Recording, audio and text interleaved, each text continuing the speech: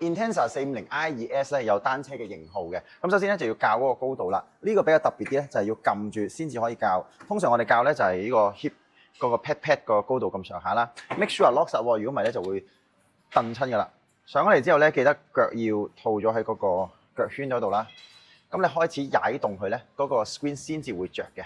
咁當你啟動咗之後咧，你可以挨前嚟揸住，好似人哋嗰啲公路賽嘅單車咁樣啦，手踭晾住啦。又或者咧，你可以坐直個人揸住呢度扶手中間。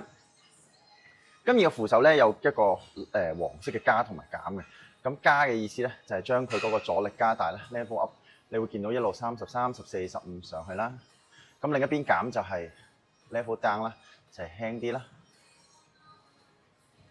係啦，咁當你一路踩嘅時候，其實呢兩個金屬片咧撳實咧，佢就會測你嘅一個嘅心跳率嘅個 heart rate。咁而當你唔踩嘅時候咧，咁你就要停啦。停咧就撳 stop 呢個掣，咁佢就會停咗啦。